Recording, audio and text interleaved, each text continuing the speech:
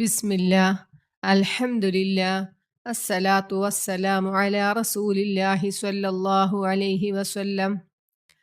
റബ്ബി ഇശ്റഹ് ലി സ്വദ്രി വയസ്സിർ ലി അംരി വഹ്ലുൽ ഉഖ്ദതം മിൻ ലിസാനി യഫ്ഖഹു ഖൗലി. അസ്സലാമു അലൈക്കും വറഹ്മത്തുള്ളാഹി വബറകാതുഹു. ഇന്ന് നമ്മൾ പരിശുദ്ധ ഖുർആനിലെ 7-ാമത്തെ പേജാണ് ഇൻഷാ അല്ലാഹ് നോക്കാൻ പോണത്. നമ്മൾ ലാസ്റ്റ് പറഞ്ഞു നിർത്തിയത് ആദം നബി അലൈഹി സ്വലാമിനെയും ഹവ്വാബിയെയും ഇബിലീസിനെയും അള്ളാഹു സ്വർഗത്തിൽ നിന്ന് ഭൂമിയിലേക്ക് പുറത്താക്കിയ ഒരു സന്ദർഭമാണ് ലാസ്റ്റ് പറഞ്ഞത്. നമ്മൾ നിർത്തിയത് സ്വർഗത്തിൽ നിന്ന് പുറത്താക്കി ആദം നബി അലൈഹി സ്വലാം അള്ളാഹുവിൽ നിന്ന് കുറച്ച് വാക്കുകൾ പഠിച്ചു, അള്ളാഹുവിലേക്ക് പശ്ചാത്തപിച്ചു. അള്ളാഹു ആ പശ്ചാത്താപം സ്വീകരിച്ചു. അവിടെയാണ് നമ്മൾ നിർത്തിയത്. ഇൻഷാ അല്ലാഹ് ഈ പേജിൽ ആദ്യത്തെ 2 ആയത്തുകൾ ഇതിൻ്റെ ഒരു കണ്ടിന്യൂവേഷനാണ്. പിന്നെ അടുത്തത് വേറൊരു രംഗമാണ് പറയണത്. അപ്പോൾ നമുക്ക് നോക്കാം. അഊദു ബില്ലാഹി മിനശ് ശൈത്വാനിർ റജീം. ബിസ്മില്ലാഹിർ റഹ്മാനിർ റഹീം. ഖുൽ നഹ്ബിതു മിൻഹാ ജമീആ فإما يأتينكم مني هدى فمن تبع هداي فلا خوف عليهم ولا هم يحزنون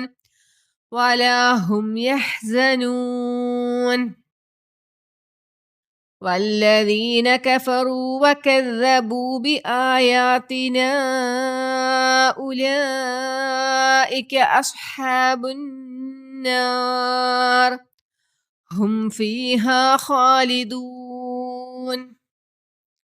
ഈ 2 ആയത്തുകൾ നമ്മുടെ മുമ്പത്തെ പേജിന്റെ കണ്ടിന്യൂവേഷനാണ്. ഇതിൽ പറയണത് അള്ളാഹു പറയാണ്, നിങ്ങളെല്ലാവരും ഇവിടെ നിന്ന് ഇറങ്ങിപ്പോയിക്കോളൂ. എവിടെ നിന്നാണ്? സ്വർഗത്തിൽ നിന്ന്. എല്ലാവരും എന്ന് പറയണത് ആദം നബി അലൈഹി സ്വലാമും ഹവ്വാബിയും ഇബ്ലീസും 3 പേരോടും ഇവിടെ നിന്ന് ഇറങ്ങിക്കോ എന്ന് പറഞ്ഞു. എന്നിട്ട് അള്ളാഹു പറയാണ്, എന്നിൽ നിന്നും നിങ്ങൾക്ക് മാർഗദർശനം വരും. അപ്പോൾ ആരാണോ അതിനെ പിൻപറ്റുന്നത് അവർക്ക് ഒരിക്കലും വിഷമിക്കേണ്ടി വരില്ല, വ്യസനിക്കേണ്ടി വരികയില്ല. ഇനി ആരെങ്കിലും അതിനെ അവിശ്വസിച്ചാൽ, നമ്മുടെ ദൃഷ്ടാന്തങ്ങളെ അവിശ്വസിച്ചാൽ അവരുടെ കാര്യം പോക്കാണ്. അവരെന്താണ്? നരകത്തിൻ്റെ ആളുകളായിരിക്കും, അവർ അതിൽ നിത്യവാസികളായിരിക്കും എന്നാണ് അള്ളാഹു പറഞ്ഞത്. അപ്പം ഈ 2 ആയത്തിൽ നിന്ന് നമുക്കും കൂടിയുള്ളൊരു ഉപദേശം ഉണ്ടല്ലേ. ഈ ആദം നബി അലൈഹി സ്വലാമിനോടും ഹവ്വാ ബീവിനോടും എന്താണ് അള്ളാഹു പറഞ്ഞത്? ഇതുകൊണ്ട് ഉദ്ദേശിക്കണം എന്താ? നിങ്ങൾ ഭൂമിയിലോട്ട് പോകുമ്പോൾ നിങ്ങൾക്ക് അവിടെ നല്ലതും ചീത്തയും നന്മയും തിന്മയും സുഖവും ദുഃഖവും ഒക്കെ ഇടകലർന്നൊരു ജീവിതത്തിലോട്ടാണ് നിങ്ങൾ ഇനി പോണത്. ഇപ്പൊ ഇതുപോലെ ഇവിടെ ഉണ്ടായ പോലെ പരീക്ഷണങ്ങളൊക്കെ അവിടെ ഉണ്ടാകും. അപ്പൊ എന്നിൽ നിന്നും നിങ്ങൾക്ക് മാർഗദർശനം വരും. അത് പിൻപറ്റുന്നവർ, അതനുസരിച്ച് ജീവിക്കുന്നവർക്ക് ഒട്ടും ഭയപ്പെടേണ്ട ആവശ്യമില്ല. അല്ലാത്തവര് നരകത്തിന്റെ ആളുകളാണെന്നാണ് അള്ളാഹു പറയണത്. അപ്പൊ അള്ളാഹുവിൽ നിന്നുള്ള മാർഗദർശനം എങ്ങനെയാണ് നമുക്ക് കിട്ടണത്? പ്രവാചകന്മാർ വഴിയും വേദഗ്രന്ഥങ്ങൾ വഴിയും ദൃഷ്ടാന്തങ്ങൾ മുഖേനയൊക്കെ അള്ളാഹു നമുക്ക് ഉപദേശങ്ങൾ തന്നുകൊണ്ടിരിക്കും. പിന്നെ നമ്മൾ അത് പിൻപറ്റിയാൽ മാത്രം മതി. അതാണ് അള്ളാഹു പറയണത്. അപ്പൊ അത് നമുക്കും കൂടിയുള്ളൊരു ഉപദേശമാണ് അല്ലേ. നമുക്ക് നമ്മുടെ മുന്നോട്ടുള്ള ജീവിതം, ഈ ഭൂമിയിലെ ജീവിതം എല്ലാവിധ പരീക്ഷണങ്ങളും നിറഞ്ഞതായിരിക്കും. നമ്മൾ പ്രതീക്ഷിക്കാത്ത രീതിയിലുള്ള പരീക്ഷണങ്ങളൊക്കെ ആയിരിക്കും നമുക്ക് വരിക. അപ്പൊ നല്ലതും ചീത്തയൊക്കെ അള്ളാഹുവിൽ നിന്ന് തന്നെയാണ് ഉണ്ടാവുക. അപ്പൊ അള്ളാഹുവിന്റെ വചനങ്ങളെ മുറുകെ പിടിച്ചവർക്ക് മാത്രമേ രക്ഷയുള്ളൂ. അപ്പൊ അവര് ഒരിക്കലും വിഷമിക്കേണ്ടി വരില്ല. ഇനി അതല്ലാത്തവര് നരകത്തിന്റെ ആളുകളാണെന്ന് അള്ളാഹു നമ്മളെയും കൂടി ഓർമ്മിപ്പിക്കുകയാണ്. അപ്പോൾ ഈ രംഗം ഇവിടെ അവസാനിക്കുകയാണ്. ഇനി അടുത്തൊരു പോർഷൻ എന്ന് പറയുന്നത് തുടങ്ങുന്നത് വേറൊരു ആളുകളെ കുറിച്ചിട്ടാണ്, ബനു ഇസ്രായേലിനെ കുറിച്ചിട്ടാണ് അള്ളാഹു പറയണത്. അവരോടുള്ള ഉപദേശങ്ങളുമാണ് ഇനി തുടർന്നുള്ള ആയത്തുകളിൽ നമുക്ക് ഈ പേജിൽ കാണാൻ പറ്റുക. അപ്പോൾ ആരാണ് ബനു ഇസ്രായേൽ എന്ന് നമുക്കൊന്ന് നോക്കാം. ഇബ്രാഹിം നബി അലൈഹി സ്വലാമിന് 2 മക്കളാണല്ലേ ഉള്ളത്. ഇസ്മായിൽ നബി അലൈഹി സ്വലാമും ഇസ്ഹാഖ് നബി അലൈഹി സ്വലാമും 2 പേരും പ്രവാചകന്മാരാണ്. അപ്പോൾ ഇസ്ഹാഖ് നബി, 2ാമത്തെ പുത്രനായ ഇസ്ഹാഖ് നബി അലൈഹി സ്വലാമിൻ്റെ മകനാണ് യാക്കൂബ് നബി അലൈഹി സ്വലാം. യാക്കൂബ് നബിയുടെ വേറൊരു വിളിപ്പേരാണ് ഇസ്രായേൽ. ഇത് ഹിബ്രു ഭാഷയിൽ ഇസ്ര എന്ന് വെച്ചിട്ടുണ്ടെങ്കിൽ അടിമ എന്നും ഈൽ എന്ന് വെച്ചാൽ ദൈവം എന്നാണ് അർത്ഥം. അപ്പൊ ഇസ്രായേൽ എന്ന് വെച്ചിട്ടുണ്ടെങ്കിൽ ദൈവത്തിന്റെ അടിമ എന്നാണ് അർത്ഥം എന്ന ഒരു അഭിപ്രായം ഉണ്ട്. വേറെയും അഭിപ്രായം ഉണ്ട് കേട്ടോ. ദൈവത്തെ അന്വേഷിക്കുന്നവൻ എന്നുള്ളൊരു അർത്ഥം ഉണ്ടെന്നും കണ്ടിരുന്നു. അപ്പോൾ നമ്മുടെ തഫ്സീറിൽ പറഞ്ഞിരിക്കുന്നത് ഇങ്ങനെയാണ്, അള്ളാഹുവിൻ്റെ അടിയാൻ എന്നാണ് ഈ പേരിൻ്റെ അർത്ഥം എന്നാണ് പറയപ്പെടുന്നത്. അപ്പോൾ ഈ യാക്കൂബ് നബി അലൈഹിസ്സലാമിന് 12 മക്കളാണ്. അപ്പോൾ ഇസ്രായേലിന് പേരുള്ള യാക്കൂബ് നബി അലൈഹിസ്സലാമിന് 12 മക്കളുണ്ട്. ഈ 12 മക്കളുടെ സന്താന പരമ്പരയാണ് ഇസ്രായേൽ സന്തതികൾ എന്നറിയപ്പെടുന്നത്. അപ്പോൾ ഇസ്രായേല്യർ എന്നറിയപ്പെടുന്നത് കേട്ടോ. അപ്പോൾ അവരോടുള്ള ഉപദേശങ്ങളാണ്. അവരോടെന്ന് വെച്ചാൽ തുടർന്ന് അത് നമുക്കും കൂടി ബാധകമായ ഉപദേശങ്ങളാണ് ഇനി പറയാൻ പോണത്. അപ്പോൾ നമുക്ക് നോക്കാം. ഇസ്രായേലിനെ എന്ന് വിളിച്ചിട്ടാണ് അള്ളാഹു ആയത്ത് തുടങ്ങുന്നത് കേട്ടോ. യാ ബനീ ഇസ്രായീല അദ്കുറൂ നിഅമതി അല്ലതീ അൻഅംതു അലൈക്കും വഔഫൂ ബിഅഹ്ദി ഊഫി ബിഅഹ്ദിക്കും വഇയ്യായ ഫർഹബൂൻ. എന്താണ് ഇവിടെ പറയണത്? ഇസ്രായേൽ സന്തതികളെ, നിങ്ങൾ ഉദ്കുറൂ, നിങ്ങൾ ഓർക്കുക. എന്താണ്? നിഅമതി അല്ലതി അൻഅംതു അലൈക്കും, ഞാൻ നിങ്ങൾക്ക് അനുഗ്രഹിച്ചു നൽകിയ അനുഗ്രഹങ്ങളെ നിങ്ങൾ ഓർക്കുക. വഔഫു, നിങ്ങൾ നിറവേറ്റുകയും ചെയ്യുക. ബി അഹ്ദി, എൻ്റെ കരാറിനെ. ഊഫി ബി അഹ്ദിക്കും, ഞാനും നിങ്ങളുടെ കരാറ് നിറവേറ്റും. വഇയ്യായ ഫർഹബൂൻ, നിങ്ങൾ എന്നെ മാത്രം ഭയപ്പെടുക. അപ്പോൾ ഇവിടെ അള്ളാഹു ഉദ്ദേശിക്കണത് എന്താണ്?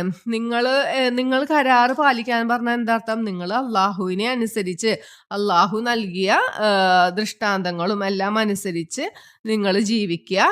അങ്ങനെ ജീവിച്ചാൽ എന്താണ്? തിരിച്ച് അള്ളാഹു നമുക്ക് വാഗ്ദാനം ചെയ്ത വമ്പിച്ച പ്രതിഫലങ്ങൾ നൽകും.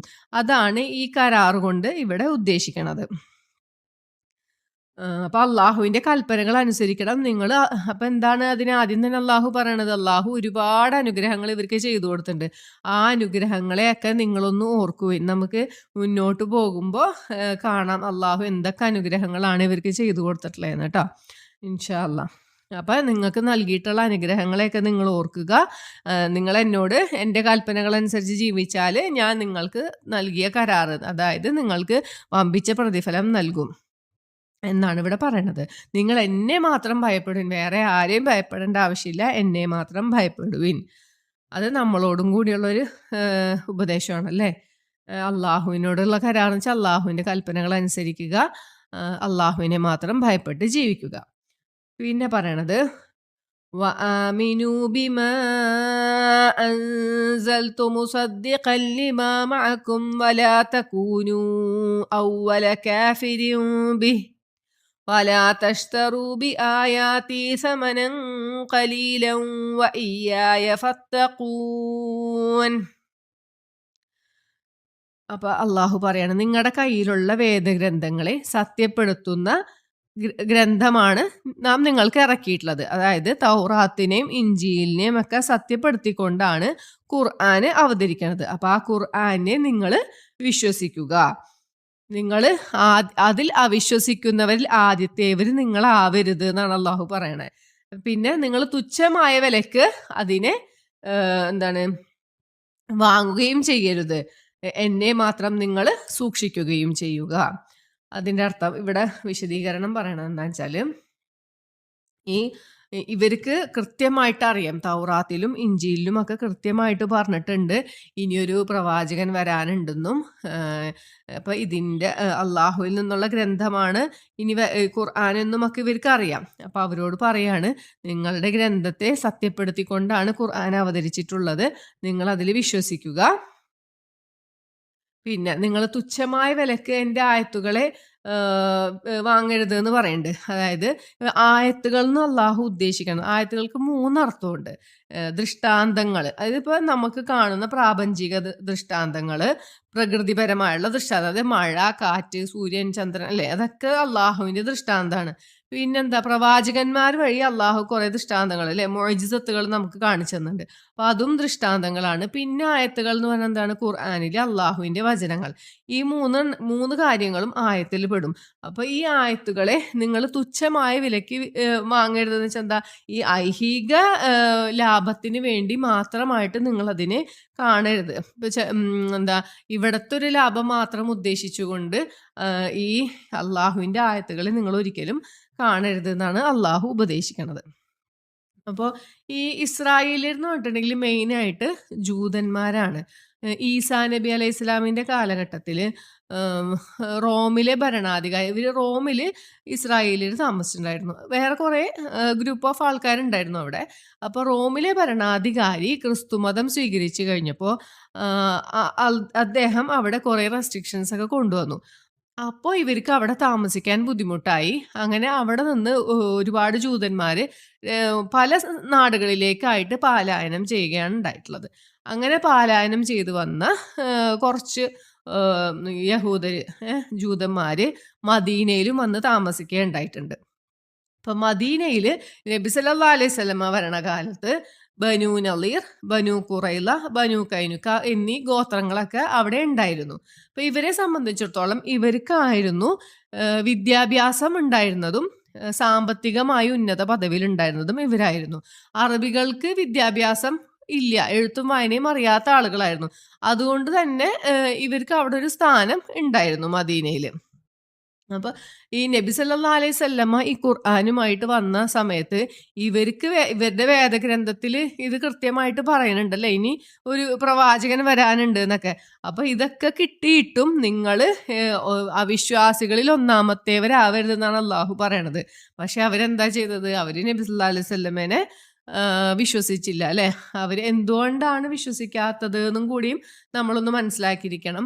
ഇവർക്ക് പ്രവാചകൻ വരും എന്നൊക്കെ ഇവർക്ക് അറിയായിരുന്നു. പക്ഷെ അറബികളിൽ നിന്നൊരു പ്രവാചകൻ വന്നപ്പോൾ ഇവർക്ക് അസൂയ വന്നു. ഇവരിൽ നിന്നല്ലല്ലോ, ജൂതന്മാരിൽ നിന്നല്ല അടുത്ത പ്രവാചകൻ. ഇവർ വിചാരിച്ചിരുന്നത് ഇവരിൽ നിന്നൊരു പ്രവാചകൻ വരും എന്നാണ്. അപ്പൊ ഇവരിടക്കിടക്ക് അറബികളോട് പറയുമായിരുന്നു, ഞങ്ങൾക്കൊരു പ്രവാചകൻ വരാനുണ്ട്, അപ്പൊ നിങ്ങൾ ശരിയാക്കി തരാന്നൊക്കെ പറയാറുണ്ടായിരുന്നു. പക്ഷേ പ്രവാചകൻ വന്നത് എന്തായിരുന്നു? അറബികളിൽ നിന്നായിപ്പോയി. അപ്പൊ ആ ഒരൊറ്റ കാരണം കൊണ്ടാണ് ഇവര് പ്രവാചകനിൽ വിശ്വസിക്കാതിരുന്നത്. അപ്പോൾ നബി സല്ലല്ലാഹു അലൈഹി വസല്ലമയുടെ ഭാര്യയായ സൊഫിയ റളിയല്ലാഹു അൻഹു, അതായത് ഖൈബറിലെ ജൂത നേതാവായ ഹുയയ്യ് ഇബ്നു അഖ്തബിന്റെ മകളാണ് സൊഫിയ റളിയല്ലാഹു അൻഹു. അപ്പൊ സൊഫിയ റളിയല്ലാഹു അൻഹു ഉദ്ധരിക്കുന്ന ഒരു ഹദീസിൽ പറയുന്നുണ്ട്, പ്രവാചകൻ മദീനയിൽ വന്ന സമയത്ത് ഈ സൊഫിയ റളിയല്ലാഹു അൻഹുവിന്റെ പിതാവും പിതൃവ്യനും കൂടി സംസാരിക്കണ ഒരു സംഭാഷണം പറയുന്നുണ്ട്. അപ്പോൾ പിതൃവ്യൻ ഈ സൊഫിയ റളിയല്ലാഹു അൻഹുവിന്റെ പിതാവിനോട് ചോദിക്കുന്നുണ്ട്, ആ വന്ന ആള് പ്രവാചകൻ തന്നെയാണോ, എന്താണ് താങ്കളുടെ അഭിപ്രായം എന്ന് ചോദിക്കുന്നുണ്ട്.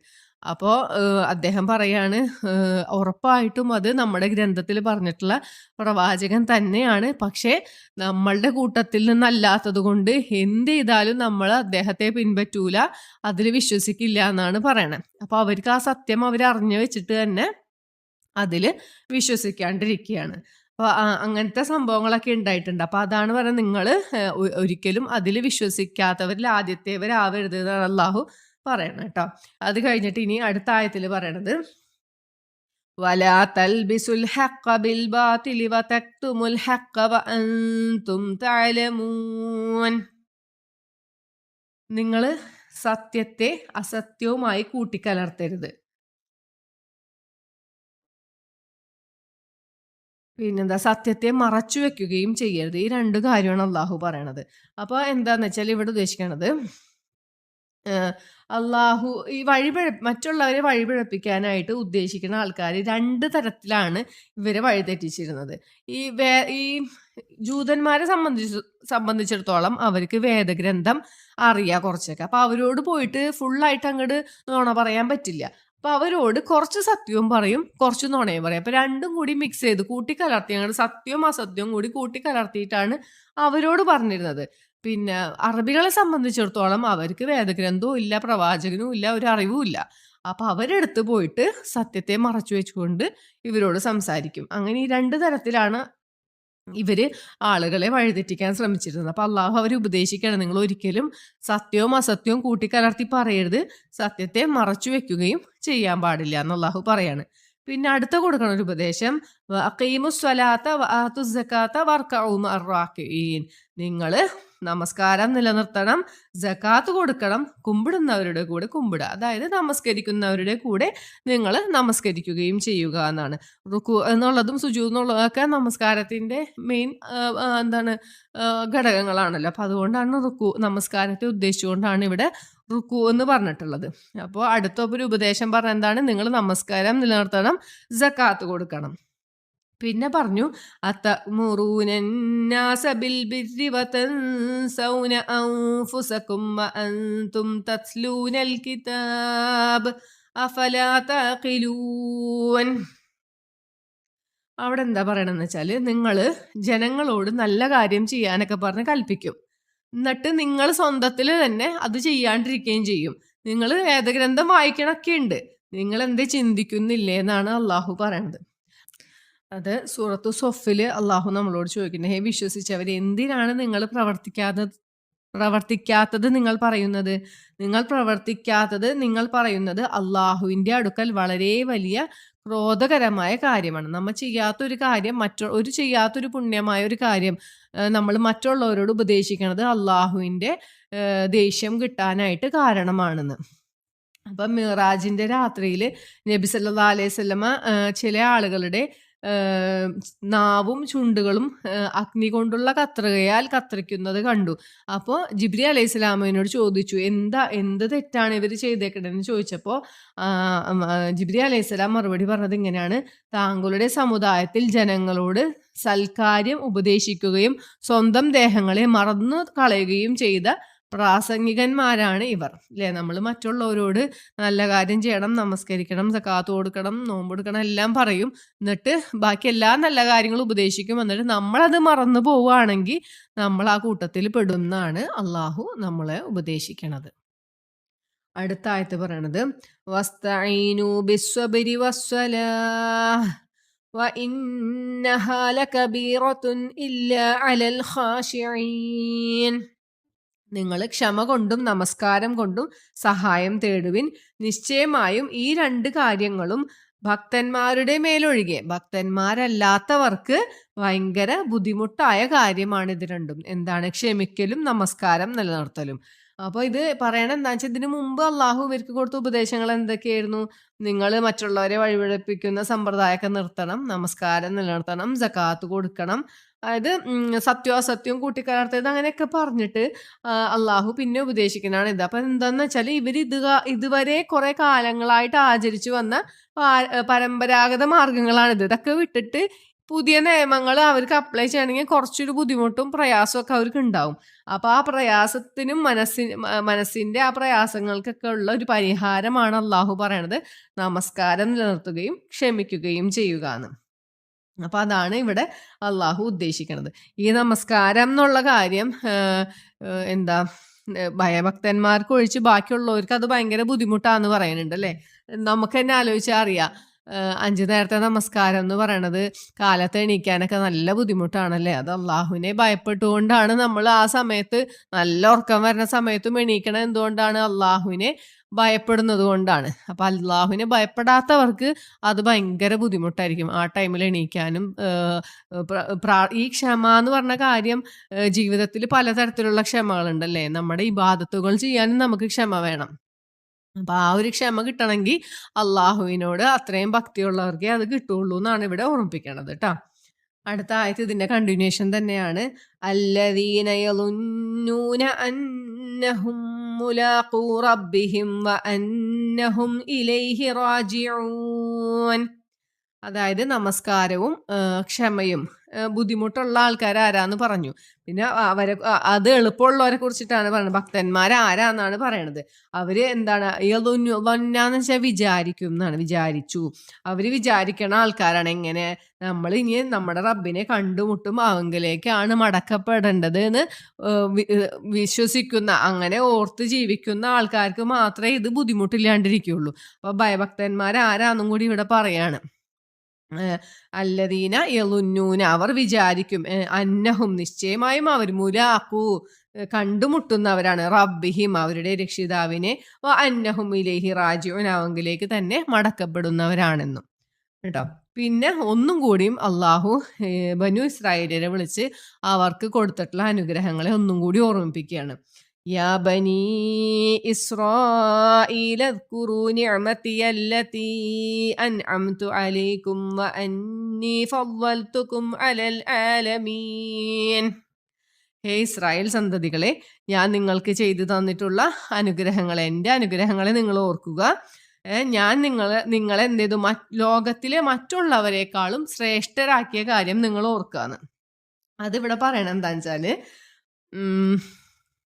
അനുഗ്രഹം ചെയ്തവരെന്ന് വെച്ചാൽ ഇവരുടെ ഇബ്രാഹിം നബി അലൈഹി സ്വലാമിന്റെ 2 മക്കൾ പറഞ്ഞു അല്ലെ, ഇസ്മായിൽ അലൈഹി സ്വലാമും ഇസ്ഹാഖ് നബി അലൈഹി സ്വലാം. ഇസ്ഹാഖ് നബിയുടെ പരമ്പരയിലാണ് ഈ ഇസ്രായേലിൽ വരുന്നത്. ആ പരമ്പരയിൽ അള്ളാഹു തുടരെ തുടരെ പ്രവാചകന്മാരെ ഇവർക്ക് അയച്ചു കൊടുത്തിട്ടുണ്ട്. ഇവര് അള്ളാഹുവിനോട് അനുസരണക്കേട് കാണിച്ചിട്ടും ഈ പ്രവാചകന്മാർ വരുമ്പോ ഇവര് അനുസരിച്ചിട്ടൊന്നുമില്ല. ഇവര് എല്ലാ പ്രവാചകന്മാരും കുറെ പേര് നിന്ദിച്ചിട്ടുണ്ട്, കൊന്നു കളഞ്ഞിട്ടുണ്ട്, അനുസരണക്കേടൊക്കെ കാണിച്ചിട്ടുണ്ട്. എന്നാലും ഇവർക്ക് അള്ളാഹുവിന്റെ അനുഗ്രഹം, പ്രവാചകന്മാരെ തുടരെ തുടരെ ഇവര് നന്നാവാൻ വേണ്ടിയിട്ട് അയച്ചു കൊടുത്തിട്ടുണ്ട്. ആ ഒരു അനുഗ്രഹത്തെ കുറിച്ച് ഓർക്കാനാണ് ഇവിടെ പറയണത് കേട്ടോ. പിന്നെ ഇതിൽ ഉദ്ദേശിക്കുന്നത് ലോകത്തിലെ ഏറ്റവും ശ്രേഷ്ഠർ ആണ്, ബാക്കിയുള്ള എല്ലാ സമുദായങ്ങളിലും വെച്ചിട്ട് ശ്രേഷ്ഠരെന്നല്ല അള്ളാഹു ഉദ്ദേശിച്ചിരിക്കണം. ഇപ്പോൾ ഇസ്മായിൽ അലൈഹി സ്വലാമിന്റെ പരമ്പര നോക്കുകയാണെങ്കിൽ അതിലാകെ നമ്മുടെ മുഹമ്മദ് നബി സല്ലല്ലാഹു അലൈഹി വസല്ലമ മാത്രമാണ് പ്രവാചകനായിട്ട് വന്നിട്ടുള്ളൂ അറബികൾക്ക്, അത്രയും കാലത്തിന് ശേഷം. അപ്പൊ ഇവരെ ആ ഒരു ടൈമിൽ ഇവർക്ക് ഒരുപാട് പ്രവാചകന്മാരെ കിട്ടി. അപ്പോൾ മറ്റേ സമുദായത്തെക്കാട്ടും ഇവരെ അള്ളാഹു ശ്രേഷ്ഠരാക്കിയിട്ടുണ്ട്. പിന്നെ നമ്മളെ കുറിച്ചിട്ട് നബി സല്ലല്ലാഹു അലൈഹി വസല്ലമയുടെ സമുദായത്തെ കുറിച്ചിട്ട് എന്താ പറഞ്ഞിട്ടുള്ളത്? മനുഷ്യർക്ക് വേണ്ടി നിയോഗിക്കപ്പെട്ടിട്ടുള്ള ഏറ്റവും ഉത്തമ സമുദായം നിങ്ങളാകുന്നു എന്നാണ് അള്ളാഹു പറഞ്ഞിട്ടുള്ളത് കേട്ടോ. അപ്പോൾ അത് നമ്മളെപ്പോഴും ഓർക്കേണ്ടതാണത്. അടുത്ത ആയത്ത് ഇവർക്കുള്ളൊരു താക്കീതാണ്. واتقوا يوما لا تجزي نفس عن نفس شيئا ولا يقبل منها شفاعة ولا يؤخذ منها عدل ولا هم ينصرون. നിങ്ങൾ ഒരു ദിവസത്തെ, ഏറ്റവും വമ്പിച്ച ഒരു ദിവസത്തെ നിങ്ങൾ സൂക്ഷിക്കുക. ആ ദിവസത്തിന്റെ പ്രത്യേകത എന്താണ്? ഒരു ദേഹവും ഒരു ദേഹത്തിനും ഉപകാരം ചെയ്യപ്പെടുകയില്ല എന്ന്. വലാ യുഖ്ബലു മിൻഹാ ശഫാഅത്തുൻ, ഒരാളിൽ നിന്നും ഒരു ശുപാർശയും സ്വീകരിക്കപ്പെടാത്ത ദിവസം. പിന്നെ ഒരു തരത്തിലും പ്രായശ്ചിത്വമോ, നിങ്ങൾ ഇനി എന്തൊക്കെ തന്നെ പ്രായശ്ചിത്തമായിട്ട് കൊടുത്താലും അതും അള്ളാഹു സ്വീകരിക്കില്ല. അന്നത്തെ ദിവസം ഒരാൾക്കും സഹായം ലഭിക്കപ്പെടുകയുമില്ല. അങ്ങനത്തെ ഒരു ദിവസത്തെ നിങ്ങൾ സൂക്ഷിക്കാനാണ് പറയണത്. അപ്പൊ അതും നമുക്കുള്ളൊരു ഉപദേശം കൂടിയാണല്ലേ. ഖിയാമത്ത് നാളിനെ, ആ വമ്പിച്ച ദിവസത്തിന്റെ പ്രത്യേകതയായിട്ട് അള്ളാഹു പറഞ്ഞിരിക്കുന്നത് 4 കാര്യങ്ങളാണ്. അന്ന് ഒരാൾക്കും ഉപകാരം ചെയ്യൂല അല്ലെ. മാതാപിതാക്കൾ മക്കൾക്കോ, മക്കള് മാതാപിതാക്കൾക്കോ, ഭാര്യ ഭർത്താക്കന്മാർ പരസ്പരം ഒരാളും ഉപകാരം ചെയ്യാത്തൊരു ദിവസമാണന്ന്.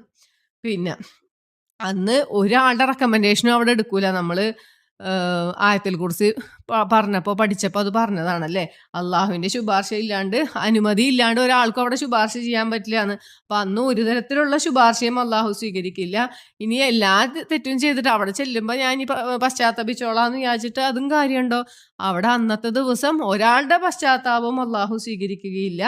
ഒരു തരത്തിലുള്ള സഹായവും ആർക്കും കിട്ടൂല എന്നാണ് അള്ളാഹു അവിടെ പറയണത്, നമ്മളെ ഓർമ്മിപ്പിക്കാനായിട്ട്. നമുക്കും അപ്പൊ അതിന്റെ ഒരു ഓർമ്മപ്പെടുത്തലും കൂടിയാണ് നമ്മളോടും കൂടിയുള്ള. അപ്പൊ ഇത്രയാണ് ഈ പേജിൽ പറഞ്ഞിട്ടുള്ളത്. നമുക്കൊന്ന് ആദ്യം തൊട്ട് നോക്കാം. ആദ്യത്തെ 2 ആയത്തുകൾ പറയണ എന്താണ്? നമ്മൾ മുമ്പ് പറഞ്ഞ പേജിന്റെ കണ്ടിന്യൂവേഷൻ ആണ്. നിങ്ങൾ ഇബ്ലീസും ആദം നബി അലൈഹി സ്വലാമും ഹവ്വ ബീവിനെ പുറത്താക്കിയിട്ട് നിങ്ങൾ എല്ലാവരും ഇവിടെ നിന്ന് ഇറങ്ങിക്കോ, സ്വർഗത്തിൽ നിന്ന് ഇറങ്ങിക്കോ, ഇനി എന്നിൽ നിന്നുള്ള മാർഗദർശനം നിങ്ങൾക്ക് കിട്ടും, അത് പിൻപറ്റുന്നവർ വിജയിച്ചു, ഒരിക്കലും വിഷമിക്കേണ്ടി വരില്ല. ഇനി അതിനെ അവിശ്വസിക്കുന്നവരുടെ കാര്യം കഷ്ടമാണ്, അവര് നരകവാസികളാണ്, അവരെന്നും അതില് നിത്യവാസികളായിരിക്കും എന്ന് പറഞ്ഞു. പിന്നെ പറയണ ആയത്തുകൾ ബനു ഇസ്രായേലിനെ കുറിച്ചാണ്, അവർക്കുള്ള ഉപദേശങ്ങളാണ്. അപ്പൊ അതിൽ പറയണെന്താ? നിങ്ങളെ എൻ്റെ അനുഗ്രഹങ്ങളെ, ഞാൻ നിങ്ങൾക്ക് ചെയ്തു തന്നിട്ടുള്ള അനുഗ്രഹങ്ങൾ നിങ്ങൾ ഓർക്കുക, നിങ്ങൾ എന്നോടുള്ള കരാറ് പാലിക്കുക, എന്നാൽ ഞാനും നിങ്ങളോടുള്ള കരാറ് പാലിക്കാം, നിങ്ങൾ എന്നെ മാത്രം ഭയപ്പെടുവാനാണ് ആദ്യത്തെ ഉപദേശം. പിന്നെ പറഞ്ഞെന്താണ്? നിങ്ങൾക്ക് അവതരിപ്പിച്ചു തന്നിട്ടുള്ള വേദഗ്രന്ഥങ്ങളെ സത്യപ്പെടുത്തിയിട്ടാണ് ഞാൻ അടുത്ത വേദഗ്രന്ഥം ഖുർആൻ അവതരിപ്പിച്ചിട്ടുള്ളത്. അപ്പൊ നിങ്ങൾ ആ ഗ്രന്ഥത്തിലും നിങ്ങൾ വിശ്വസിക്കുക, നിങ്ങൾ തുച്ഛമായ വിലക്ക് അതിനെ വാങ്ങരുത്, നിങ്ങൾ എന്നെ സൂക്ഷിക്കുകയും ചെയ്യുക എന്നാണ് അവിടെ പറഞ്ഞിട്ടുള്ളത് കേട്ടോ. അപ്പൊ അതില് പറയണ ഒരു കാര്യം എന്ന് വെച്ചാല് അള്ളാഹുവിന്റെ പ്രീതി ഉദ്ദേശിക്കേണ്ടതായ ഒരു കാര്യം, ഒരറിവ് ഒരാൾ പഠിച്ചു, എന്നിട്ട് അത് ഇഹത്തിലെ വല്ല ലാഭത്തിനും വേണ്ടി ആളത് ഉപയോഗിക്കുകയാണ്. ആൾക്ക് ഉദ്ദേശം അള്ളാഹുവിന്റെ പ്രീതി കിട്ടണം എന്നൊന്നുമില്ല. ഇവിടത്തെ ഈ ഇഹലോകത്ത് അത് പഠിച്ചാൽ നമുക്ക് എന്ത് നേട്ടം ഉണ്ടാക്കാന്നുള്ള ആഗ്രഹം കൊണ്ടാണ് ആളത് പഠിച്ചത്. എന്നാൽ അയാള് ഖിയാമത്ത് നാളിൽ സ്വർഗത്തിന്റെ വാസന പോലും അവന് ലഭിക്കുകയില്ല എന്നാണ് കേട്ടോ ഹദീസ്. അബൂ ഹുറൈറ റളിയല്ലാഹു അൻഹു റിപ്പോർട്ട് ചെയ്തൊരു ഹദീസാണ്. അപ്പോൾ നമ്മൾ അള്ളാഹുവിൻ്റെ പ്രീതി ആയിരിക്കണം നമുക്ക് എപ്പോഴും, എന്ത് ഖുർആൻ പഠിക്കുമ്പോഴായാലും ദീനിനെ സംബന്ധിച്ച് എന്ത് പഠിക്കുമ്പോഴായാലും നമ്മളുടെ നിയ്യത്ത് അതായിരിക്കണം, അള്ളാഹുവിൻ്റെ വജ്ഹ് ഉദ്ദേശിച്ചിട്ടായിരിക്കണം നമ്മളത് ചെയ്യേണ്ടത്. പിന്നെ ഇബ്നു കസീർ റളിയല്ലാഹു അൻഹു പ്രസ്താവിച്ച ഒരു ഹദീസും കൂടി പറയുകയാണെങ്കിൽ, ഒരറിവ്, മതപരമായ ഒരു അറിവ് പഠിപ്പിച്ചു കൊടുക്കാൻ ആ നാട്ടിൽ വേറെ ആളുകളൊന്നുമില്ല. അങ്ങനെ ഒരാൾ നിയമിക്കുകയാണ്. അത് അയാൾ പഠിപ്പിച്ചു കൊടുക്കുന്നതിന് ഒരിക്കലും പ്രതിഫലം വാങ്ങിക്കാൻ പാടില്ല എന്നാണ്. അതായത് ആ നാട്ടിൽ വേറെ ആരും ഇത് പഠിപ്പിക്കാനില്ലാത്തൊരു സാഹചര്യത്തിൽ അദ്ദേഹത്തിന് പ്രതിഫലം വാങ്ങിക്കാൻ പാടില്ല. ബൈത്തുൽ മാലിൽ നിന്നും, അതായത് പൊതുഭണ്ഡാരത്തിൽ നിന്നും അദ്ദേഹത്തിനും അദ്ദേഹത്തിന്റെ ഭാര്യ, മക്കൾ മുതലായവർക്കുള്ള അത്യാവശ്യത്തിനുള്ള വക അവന് സ്വീകരിക്കാം. അല്ലാണ്ട് വേറെ പഠിപ്പിച്ചു കൊടുക്കണേന്ന് പറഞ്ഞിട്ട് എക്സ്ട്രാ വേറെ ഒന്നും പ്രതിഫലം വാങ്ങിക്കാൻ പാടില്ല. ഇനി ബൈത്തുൽ മാലിൽ നിന്ന് അത് ലഭിക്കാതിരിക്കുകയും ഈ അധ്യാപന വൃത്തി കാരണം, ഈ പഠിപ്പിക്കാൻ വരുന്ന കാരണം ആൾക്ക് വേറെ ജോലിക്കൊന്നും പോകാൻ പറ്റാത്തൊരു സാഹചര്യം വരികയാണെങ്കിൽ പ്രതിഫലം വാങ്ങിക്കുന്നതിനും വിരോധമില്ല. ഇത് ഉദ്ദേശിക്കുന്നത് ആരും പഠിപ്പിക്കാനില്ലാത്തൊരു സമയത്താണ് കേട്ടോ, ഒരാൾ മാത്രമേ ഉള്ള ഒരു സാഹചര്യം വരുമ്പോഴാണ്. അല്ലാണ്ട് ഇപ്പൊ നമ്മളുടെ ഇന്നത്തെ കാലത്ത് മദ്രസകളിലോ അല്ലാത്ത തരത്തിൽ ദീൻ പഠിപ്പിക്കുന്നവർക്കോ പ്രതിഫലം വാങ്ങിക്കാൻ പാടില്ല എന്നൊരർത്ഥവും ഇല്ല. ഇതിൽ പറഞ്ഞിരിക്കണത് വേറെ ആരും ആ നാട്ടിൽ ഇല്ലാത്ത ഒരു സാഹചര്യം വരുമ്പോൾ മാത്രമാണ്. പിന്നെ പറഞ്ഞിരിക്കണത് എന്തായിരുന്നു? അടുത്ത ഉപദേശം, നിങ്ങൾ സത്യവും അസത്യവും തമ്മിൽ കൂട്ടിക്കലർത്താൻ പാടില്ല, ഒരിക്കലും സത്യത്തെ മറച്ചു വെക്കാനും പാടില്ല എന്ന് പറഞ്ഞു. പിന്നെ കൊടുത്ത ഉപദേശം, നിങ്ങൾ നമസ്കാരം നിലനിർത്തണം, സക്കാത്ത് കൊടുക്കണം, കുമ്പിടുന്നവരുടെ കൂടെ നിങ്ങൾ കുമ്പിടുകയും വേണം എന്ന് പറഞ്ഞു. പിന്നെ പറഞ്ഞത് എന്താ, നിങ്ങൾ പുണ്യം ചെയ്യാനൊക്കെ ജനങ്ങളെ ഉപദേശിക്കും, എന്നിട്ട് നിങ്ങൾ സ്വന്തം ദേഹത്തെ മറന്നു കളയരുത്. മറ്റുള്ളവരോട് ഉപദേശിക്കണ പോലെ ആ കാര്യങ്ങൾ നമ്മളും ഏറ്റവും കൂടുതൽ ശ്രദ്ധ പുലർത്തിക്കൊണ്ട് നമ്മളും അത് ചെയ്യണം എന്നാണ് ഉപദേശിക്കണത്. അത് കഴിഞ്ഞിട്ട് പിന്നെ പറഞ്ഞത് എന്താ, നിങ്ങൾ ക്ഷമ കൊണ്ടും നമസ്കാരം കൊണ്ടും അള്ളാഹുവിനോട് സഹായം തേടുവിൻ. ഇത് ഭക്തന്മാർക്കൊഴിച്ച് ബാക്കിയുള്ളവർക്ക് ഇത് ബുദ്ധിമുട്ടുള്ള ഒരു കാര്യമാണ്. ആരാണ് ഭക്തന്മാരെന്ന് പറയേണ്ടത്? എന്താണ്, നമ്മൾ ഇത് കഴിഞ്ഞാൽ അള്ളാഹുവിനെ കണ്ടുമുട്ടേണ്ടവരാണെന്നും അള്ളാഹുലേക്ക് തന്നെ മടങ്ങി ചെല്ലേണ്ടവരാണെന്നും വിചാരിക്കുന്നവർ, അവരെ സംബന്ധിച്ചിടത്തോളം നമസ്കരിക്കാനോ ക്ഷമിക്കാനോ ഒന്നും ബുദ്ധിമുട്ടില്ല. അല്ലാത്തവർക്ക് അത് ബുദ്ധിമുട്ടാണെന്നാണ് അള്ളാഹു ഓർമ്മിപ്പിക്കുന്നത്. പിന്നെ വീണ്ടും അള്ളാഹു ഇസ്രായേൽ സന്തതികളോട് അവർക്ക് ചെയ്തു കൊടുത്ത അനുഗ്രഹങ്ങളെ കുറിച്ച് ഓർമ്മിപ്പിക്കുകയാണ്. അവരെ ലോകത്തിൽ ഏറ്റവും ശ്രേഷ്ഠരാക്കി എന്ന് പറഞ്ഞു.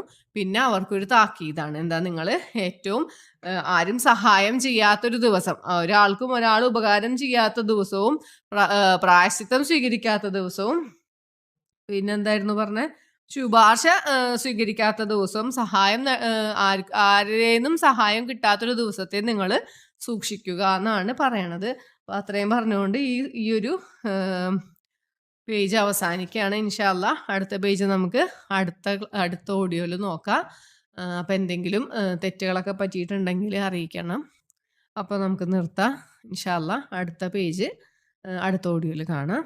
സുബ്ഹാനക അല്ലാഹുമ്മ വബിഹംദിക അഷ്ഹദു അൻ ലാ ഇലാഹ ഇല്ലാ അൻത അസ്തഗ്ഫിറുക വഅതൂബു ഇലൈക്. അസ്സലാമു അലൈക്കും വറഹ്മത്തുള്ളാഹി വബറകാതുഹു.